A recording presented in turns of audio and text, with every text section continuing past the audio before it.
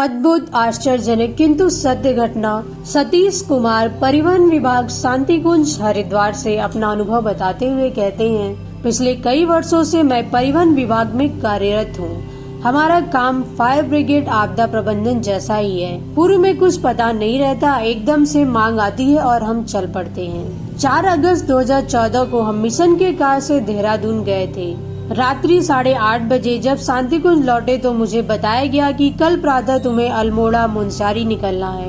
प्रशिक्षण विभाग के 5-6 भाइयों के साथ सब कार्य स्थगित कर पहले मैंने गाड़ी की सफाई की, उसके नट बोल्ट एवं गाड़ी की स्थिति का अध्ययन किया। 1000 किलोमीटर की लगातार यात्रा हेतु उपयुक्तता की जाँच की। आश्वस्त होने के उपरांत मैं भोजन शयन के लिए गया। मुझे बताया गया कि ट्रिप 3 दिनों में पूरा करनी थी। गायत्री शक्तिपीठ चितई और गायत्री चेतना केंद्र मुनस्यारी के कार्यों का सर्वेक्षण होना था।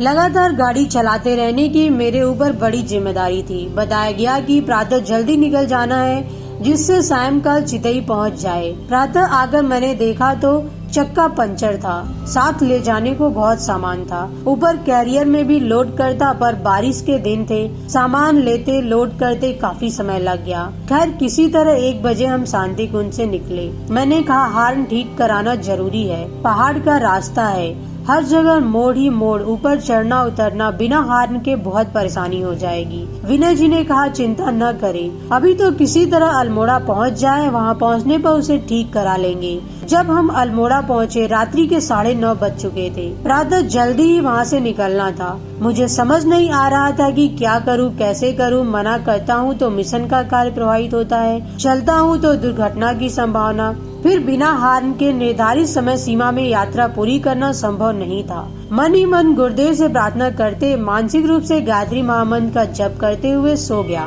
प्रातः उठे, वाजपेयी जी अपना काम कर रहे थे। मैं गाड़ी की सफाई एवं मेंटेनेंस का कार्य करने लगा। हार्न से संबंधित सारे तार कनेक्शन चेक कर लिया, पर कहीं कोई त्रुटि फॉल्स न मिली। समझ नहीं आ रहा था कि अब क्या करूं। तभी साथी लोग आ गए और चलने के लिए कहने लगे।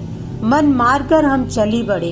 पहले दूसरे मोड़ पर ही स्वभावतः मैंने हॉर्न पर हाथ रखा और हॉर्न बज उठा। हम सभी चमत्कृत थे और बहुत प्रसन्न भी। गुरुदेव का संरक्षण कितने सघन रूप में बना हुआ है, यह चर्चा करते हुए मुनस्यारी पहुंच गए। अधिक बड़े चमत्कार तो लौटने के क्रम में दिखे। वापसी शांतिकुंज जल्दी पहुंचने के लिए हम लोगों ने बागेश्वर कर्णप्रयाग का मार्ग चुना। अल्मोड़ा के रास्ते की तुलना में यह रास्ता 100 किलोमीटर छोटा है। भाद्रपद का महीना, घनघोर बारिश, जगह जगह लैंड स्लाइड, भूस्खलन, तूफानी नाले। थोड़ी थोड़ी दूरी पर लगता था कि यहाँ गाड़ी फंसी जाएगी। सुख नाले को पार करना संभव नहीं होता, उसमें गाड़ी बह जाएगी। हमारे अतिरिक्त वहाँ कोई भी ऐसा व्यक्ति नहीं था जो उन मुसीबतों में आगे बढ़ने को तैयार होता।